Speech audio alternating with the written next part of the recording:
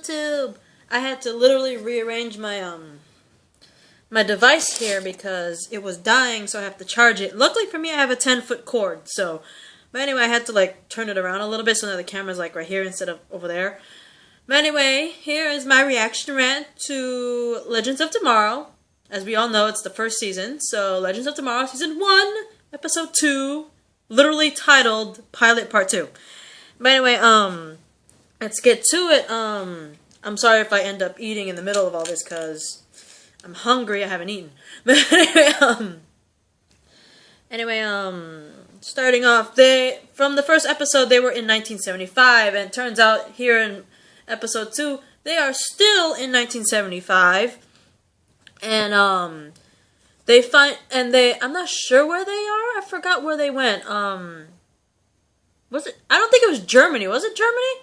I know it was, like, some sort of, like, other country, but they ended up going somewhere because it's somewhere where Savage was spotted in 1975, and apparently he was spotted at a warhead auction for terrorists under the belief that Savage will be there. So basically, they want to infiltrate this auction. So basically, only a few of them were there. Like, if I remember correctly, Stein, of course, the criminals, being Captain Cold and Heatwave, were there. Sarah was there.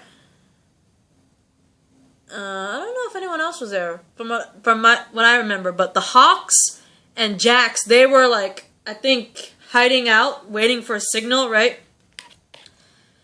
And basically, during that whole auction, Savage becomes aware that they were there and all that stuff, and basically orders them to get killed. And basically, like, a fight breaks out between, you know, the team that are there and the terrorists, and it turns out that Stein actually had Ray, aka Adam, in his pocket, which I thought was really, really freaking cute. Because you see a tiny little Ray come out of his pocket, which I thought was adorable, by the way. And it's quite interesting because you see, like, you know, Captain Cold and even freaking Mick Rory, aka Captain Cold and Heatwave, kind of in their element because they're dealing with criminals. You know, they're criminals, right? So it's kind of cool seeing them, you know, in their element. At the same time, it was really interesting to see Stein kind of blend in a little bit while trying to get into the auction, which I thought was freaking hilarious, by the way. But during the whole fight, they all managed to escape, but unfortunately they find out that a piece of Ray's suit, the Atom suit, was left behind at the scene. And unfortunately, when they find that out, Rip points out that because of their recklessness, Ray's suit is left behind. And, you know, he made that suit, it was 2016 in their area, right? They're in 1975. A piece of a suit from 2016 is left behind in 1975. Rip points out that the technology was found by, I was about to say Ra's al Ghul, I'm sorry, by Savage. And, like, basically they recreated it, and apparently they saw what happens because his piece of his suit was left behind. And it turns out that it leads to weaponry that Savage uses that pretty much causes the destruction of Central City in 2016. And they were like, holy shit. And so, hang on for a moment. I'm going to pause real quick because I'm going to take a munch of my food. I am hungry as hell. I'm sorry about that, guys. I haven't eaten for a while. It's like 4 something right now, and I have not eaten. So do not blame me if I'm like pausing to eat food or drink water, because Jenny be hungry. I'm gonna go back to the fight real quick. I thought this was interesting how, in order to get in, you know, you see Captain Cold steal someone's credentials, and then you see Stein, like, mentioning a bunch of bad things that happened during, like, the 70s, 80s, and all that, just to, like, get in and all that stuff. I thought that was freaking hilarious. But at the same time, I found it highly interesting that we see a very familiar face within the crowd of terrorists during the whole auction. We find out that Savage was not only there at the auction, he was the one that's auctioning off the giant-ass warhead. At the same time, we see, like I said, a familiar face in Damien Dark. If you guys remember Damien Dark, he's that one dude who had ties to the League of Shadows assassins, whatever, which is Ra's al Ghul's group of thug people. I call them thug people, thug ninjas. Anyway, also the fact that he's kind of like has this super weird power where he touches you, absorbs you, you like shrivel into an old person and die. So seeing him here kind of is very highly interesting. And the fact that he has an interaction with the people who infiltrated the whole thing was highly interesting. I'm looking forward to the fact that there's a possibility of seeing more of Damien Darhk here, and we get more information about him, you know what I mean? But anyway, they have to find a way to track down the piece of Ray's suit that was left behind. So in order to do that, they have to find a device that'll help them track the missing piece. So basically the team splits up. Professor Stein, Jax, and Sarah go out to seek out the device that helps them track down the piece of Ray's suit, while Ray, Snart, and Rory go in search of a dagger that they found out was the weapon that killed Kendra and Carter in their very first life, which was the one in Egypt, Shire, and all that stuff.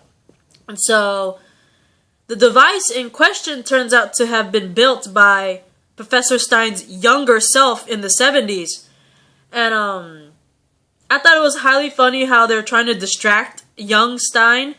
And it's funny because how they distract him is by smoking marijuana with him. I'm like, Professor Stein was he's a doobie smoker. You gotta admit that's funny. I know it's the 70s, you know, it's 1975. And they all wore the bell bottoms and all that shit. And they did smoke and all that stuff, and drugs and all that.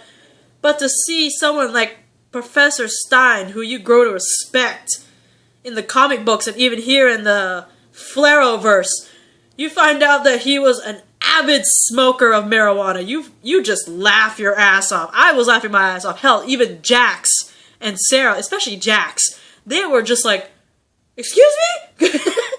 But the fact that, you know, younger Stein's like, hey, let's all talk about how smart I am and the device I made that you guys are talking about and my research while smoking marijuana with me, guys.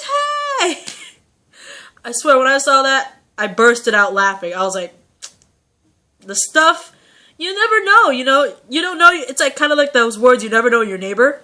And someone with as genius as Professor Stein could have such an interesting past, like a little doobie smoker right there.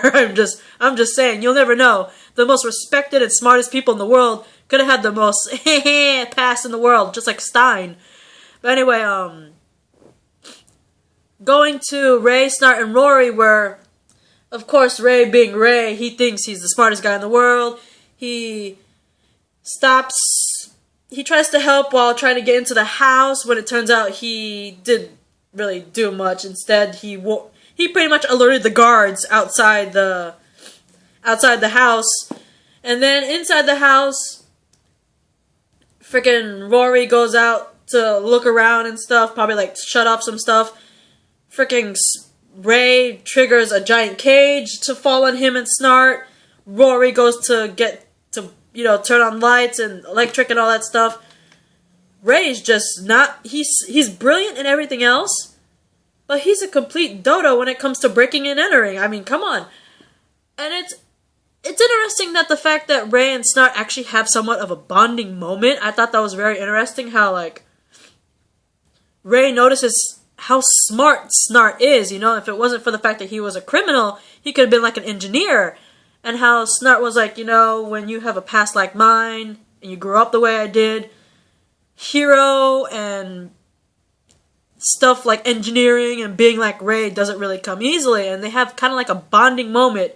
And cute enough, Ray actually manages to do something good in Snart's eyes to help out and stuff like that. But it turns out Rory ends up getting held hostage by the person who owns the house. And the person who owns the house where the dagger is turns out to be the House of Savage. What are the odds, right? But then again, he's the one that killed Kendra and Carter in the first life with the dagger. So naturally, he's the one who has it. But the fact that it was his house kind of interested me a lot. But anyway, basically, he has Rory hostage. Ray and Snart are still in the cage. So basically Savage imprisons all three of them and forces them to call the rest of the team. And I thought it was highly interesting because we also learn with Stein, Jax, and Sarah that the very night that they met the younger version of Stein was the same night that young Stein met his future wife at a benefit or something like that. And so during that whole thing, they're trying to, you know, get the device, and Sarah knocks out little Stein in order to grab the device and all that stuff. And Stein, I thought this was cute. In order for, you know, his younger self to wake up and meet his future wife, he puts a little alarm clock next to passed out younger self so he could get, so, you know, time doesn't change and all that stuff. And when that's all happening, they get the device, and it pretty much leads them to where a piece of Ray's suit is.